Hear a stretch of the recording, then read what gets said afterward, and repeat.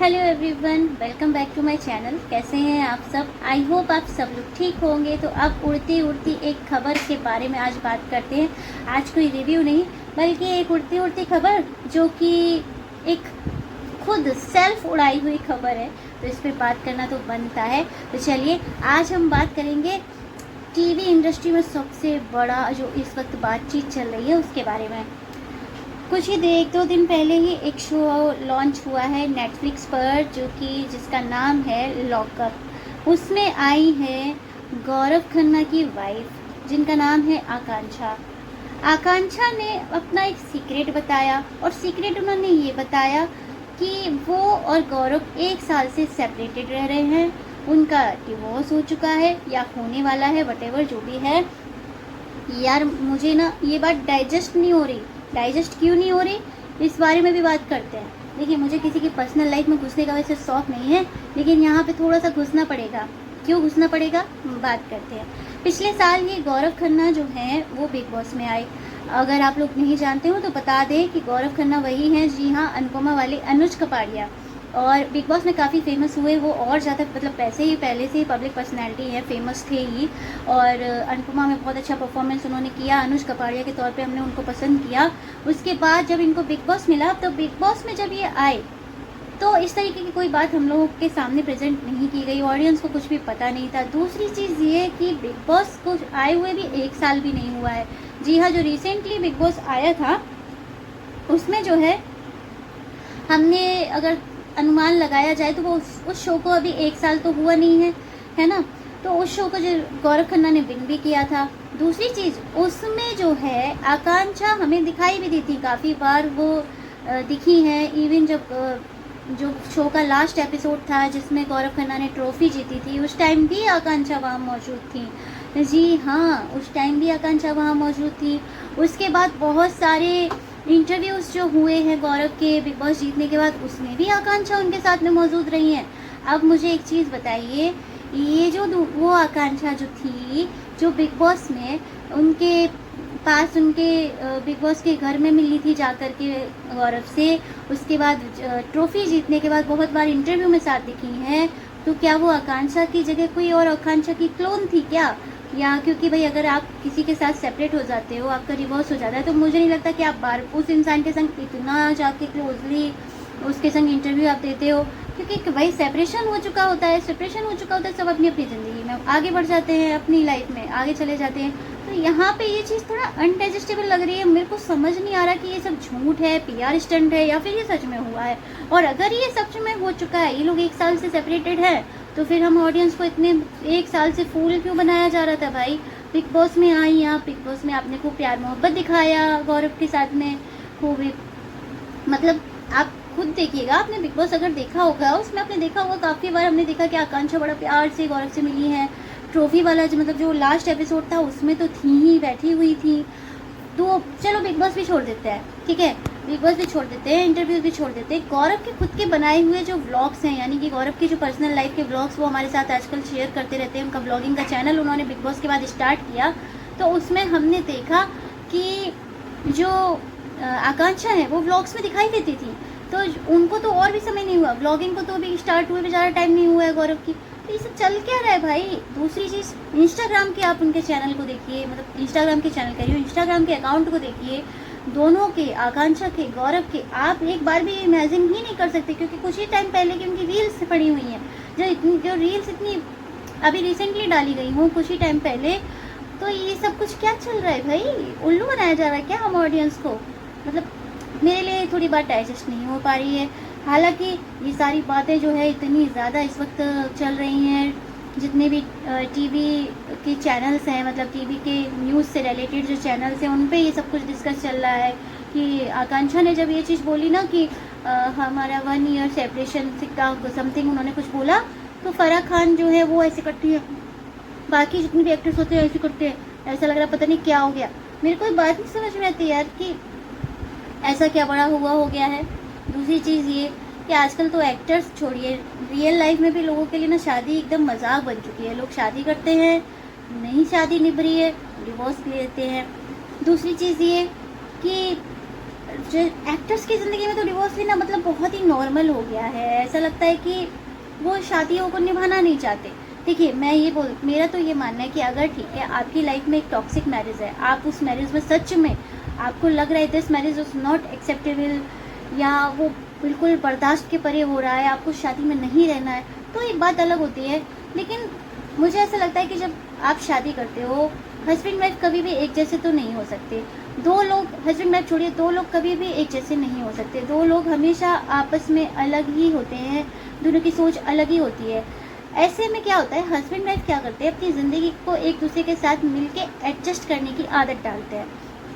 उन लोगों की मतलब हस्बैंड वाइफ जो होते हैं वो एक दूसरे की कमियों को एक्सेप्ट करते हैं, एक दूसरे की अच्छाइयों को एक्सेप्ट करते हैं, और एक दूसरे की छोटी छोटी नोक झोंक जो होती है उसको इग्नोर करते हैं। ऐसे ही रिश्ता आगे बढ़ता है, अगर एक सिंपल सी ज़िंदगी एक हस्बैंड वाइफ जीते हैं तो। लेकिन अगर आपकी टॉक्सिक मैरिज है तो डेफिनेटली भाई डिवोर्स लेना ही चाहिए। क्यों नहीं रहना चाहिए इस टाइप की मैरिज में कि वो भाई झेलने लायक ही नहीं है और आप उस शादी को निभा रहे हो, तो कोई मतलब नहीं है उस शादी को निभाने का। लेकिन छोटी छोटी चीज़ों को इग्नोर करते करते अगर चलते रहे ज़िंदगी तो अच्छा है, क्योंकि शादी एक कमिटमेंट होती है, लाइफ टाइम कमिटमेंट होती है, उसको एक्सेप्ट करना चाहिए खुशी खुशी। लेकिन आजकल ना लोग सच में शादी को मजाक बना दिया है। लोगों को लगता है कि हाँ, चार महीने साथ रहे, 4 महीने में ही उनको ऐसा लगने लगता है कि हाँ ये इंसान तो मेरे साथ में रहने लायक है ही नहीं, मुझे डिवोर्स चाहिए, और बस डिवोर्स ले लिया। बहुत सारे ऐसे आप एक्टर्स देखेंगे जिनकी शादियाँ हुई हैं 1 साल के अंदर उनका सेपरेशन हो गया है। आप उनको देखिए, जो गुम है किसी के प्यार में शो था, उसके जो एक्टर्स थे नील भट्ट, ऐश्वर्या शर्मा, इन लोगों ने भी देखिए बड़ी जल्दी शादी की। शो के टाइम पर ही एक दूसरे से प्यार हुआ तो उन्होंने शादी कर ली, उसके बाद अब डिवोर्स हो चुका है। मुझे ऐसा लगता है कि अगर आपकी लाइफ में आप शादी करने जा रहे हो, पहले एक दूसरे को थोड़ा समय दो। शादी से पहले एक दूसरे को समय दो ताकि आप एक दूसरे को समझ सको, क्योंकि शादी एक बार हो गई तो फिर एक ज़िंदगी भर आपके ऊपर एक मैरिज का सर्टिफिकेट हो जाता है। उसके बाद आपको डिवोर्स लेना है तो फिर आप डिवोर्स ही हो जाते हो। लेकिन भाई अगर आप गर्लफ्रेंड बॉयफ्रेंड हो तो आप फिर आपको कोई उसमें वही गर्लफ्रेंड बॉयफ्रेंड अगर आप हैं, एक दूसरे को पसंद करते हैं, तो आपका रिलेशन टूट गया तो आपकी ज़िंदगी को कोई नहीं बोलेगा कि भाई ऐसा ऐसा इनका ये था या इनका वो था, फलाना दिमाग का, कुछ नहीं इंसान बोलता है। लेकिन जब इस तरीके की चीज़ें होती हैं, शादी टूटती है, तो थोड़ा सा इंसान को लगता है कि यार शादी टूट गई, डिवोर्स हो गया, ये सब क्या मतलब। दूसरा ये जो गौरव का जो ये मैटर आया, ये तो मेरे थोड़ा समझ ही नहीं आ रहा कि ये हुआ क्या है भाई। बिकॉज ऐसा होता है ना कि चीज़ समझ तो आनी चाहिए। अगर आप 1 साल से सच में सेपरेटेड हो तो फिर बिग बॉस में आप क्या कर रही थी, आप कैसे बिग बॉस में आ रही थी अपने पति से मिलने के लिए। और तो और बिग बॉस के बाद भी आपने बहुत सारे इंटरव्यूज़ दिए हैं गौरव के साथ में। मैं आकांक्षा की बात कर रही हूँ, आप देखिएगा सच में बिग बॉस के बाद में पता नहीं कितने इंटरव्यू साथ में हुए हैं इनके। और तो और इंस्टाग्राम भी मैंने बताया कि इंस्टाग्राम पे भी आप इनकी काफ़ी सारी रील्स देखेंगे साथ में। तो ये थोड़ा सा अनडाइजेस्टेबल लग रहा है कि ये बात कहीं ऐसा तो नहीं हम ऑडियंस से झूठ बोली जा रही हो शो को टीआरपी में ग्रो करने के लिए, या फिर भाई कोई पीआर स्टंट हो, बाद में ये कहा जाए कि नहीं डिवोर्स नहीं हुआ, हम तो मजाक कर रहे थे, ये तो मजाक था। खैर जो भी है, दुख तो लग रहा है। अगर ये बात सच है तो थोड़ा सा लग रहा है दुख, थोड़ा सा लग रहा है कि हाँ ठीक है, गौरव बड़ा डिसेंट सा इंसान था, मुझे पता नहीं क्यों थोड़ा मिसमैच जोड़ी लगती थी। हालांकि वैसे दोनों बड़े प्यार से फंकी टाइप से रहते थे, अपनी ज़िंदगी में खुश रहते थे। फिर पता नहीं क्या ही हुआ भाई, यही लोग जाने अगर सच में इस तरीके की कोई चीज़ हुई है। पर जो चीज़ें मुझे थोड़ी सी डाउट में लगी वो मैंने आपको डिस्कस करके बताया कि 1 साल से आकांक्षा का खुद का कमिट है, मतलब आकांक्षा का खुद का ये बोला हुआ स्टेटमेंट है। आप जाके देखिएगा, नेटफ्लिक्स का शो है लॉकअप नाम का, उसमें आई हुई आकांक्षा एज अ कंटेस्टेंट, और उन्होंने ये बात बोली कि हम 1 साल से सेपरेटेड रह रहे हैं। तो फिर भाई ये कैसे हो गया, बिग बॉस में कैसे आ गई आप, फिर आप गौरव के ब्लॉग्स में भी आप कैसे दिखी बाद में, ये सब कैसे हो गया। 1 साल तो हुआ नहीं है अभी, गौरव के ब्लॉगिंग चैनल तक कोई 1 साल नहीं हुआ है, वो भी अभी उनके ब्लॉग्स आप देखिएगा अभी मुश्किल से 6 से 7 महीने पहले उनके ब्लॉग्स स्टार्ट हुए हैं। बिग बॉस को भी आए हुए अभी ज़्यादा टाइम नहीं हुआ है। तो ये बात कैसे डाइजेस्ट करें हम ऑडियंस, मतलब हम ऑडियंस को विश्वास करने लायक उसमें लगना तो चाहिए ना कि भाई हम विश्वास करें। अगर आप बिग बॉस में ना आई होती, दिखी ना होती गौरव के साथ में, तो हम शायद मानते कि हाँ मतलब कहीं ना कहीं सेपरेशन हो गया है। लेकिन इस बात को डाइजेस्ट करने में थोड़ा सा झोलमोल लग रहा है मुझे। आप लोगों का क्या कहना है आप भी कमेंट में ज़रूर बताइएगा, क्योंकि अगर सच में डिवोर्स हो गया है तो फिर ये बिग बॉस में क्या कर रही थी, बताइएगा ज़रूर कमेंट में आकर के। मेरा ये जो पॉइंट ऑफ व्यू मैंने अपने रखे हैं, अगर आप भी मेरी बात से एग्री करते हैं तो वीडियो लाइक कर देना, और इसमें हाइप का ऑप्शन आता है कमेंट के टाइम पे, तो हाइप कर देना। और फ्रेंड्स, मैं ऐसे ही डिफरेंट टॉपिक्स पे अपनी पॉइंट ऑफ व्यू आप लोग के साथ शेयर करती रहती हूँ, कभी किसी शोज़ का रिव्यू करती रहती हूँ। आप मेरा चैनल देखिएगा, अगर मेरा चैनल आपको सच में पसंद आता है तो बस इतनी छोटी सी रिक्वेस्ट है, बहुत कम सब्सक्राइबर है, प्लीज़ जल्दी से जल्दी मेरे 1K सब्सक्राइबर करा दो, मुझे बहुत खुशी मिलेगी। अगर आप लोग चाहेंगे तभी तो 1K सब्सक्राइबर होगा, without your support it can't be done. तो प्लीज़ ऐसा कर दीजिए, मेरे चैनल को सब्सक्राइब कर लीजिए, मेरी इतनी सी रिक्वेस्ट है आप सबसे। बहुत कम सब्सक्राइबर हैं अभी, कितने 200 समथिंग सब्सक्राइबर हैं, वो भी बहुत टाइम लग रहा है मेरे को ग्रो करने में।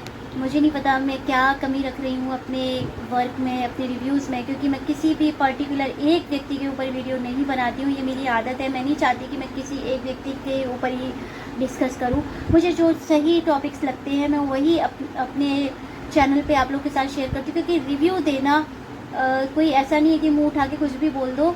हमें प्रॉपर देखना पड़ता है कि हाँ इस टॉपिक पे बात करनी चाहिए, तभी मैं उस टॉपिक पे बात करती हूँ। अदरवाइज़ मैं नहीं हूँ कि किसी भी, बहुत सारे ब्लॉगर्स, मैं अगर चाहूँ तो रोज़ सबके ब्लॉग्स के रिव्यू आप लोग के साथ शेयर करती रहूँ। इतनी फेमस पर्सनैलिटीज़ हैं कि मैं 5-5, 6-6 वीडियो उन लोग के ऊपर बनाती रहूँ, लेकिन मेरी ऐसी आदत नहीं है। मैं चाहती हूँ कि मैं आप लोग के साथ सिर्फ वही रिव्यूज़ शेयर करूँ जो पॉइंट रखने लायक हो ऑडियंस के सामने, ताकि ऑडियंस को भी बुरा ना लगे, उनके फैंस को भी बुरा ना लगे जिनके बारे में हम डिस्कस कर रहे हैं। बाकी आप अपना पॉइंट ऑफ व्यू ज़रूर रखिएगा मेरे साथ में। मेरे कमेंट सेक्शन को अपने कमेंट से आप बता सकते हैं मेरा वीडियो कहाँ से देख रहे हैं, मुझे ये भी बता सकते हैं, मुझे पता चलेगा कि मेरा वीडियो कहाँ तक जाता है। मिलते हैं नेक्स्ट रिव्यू में, तब तक के लिए tata bye bye, see you. जाते जाते बोल रही हूँ, प्लीज़ सब्सक्राइब माई चैनल और वीडियो लाइक ज़रूर कर दीजिएगा, कमेंट भी कर दीजिएगा।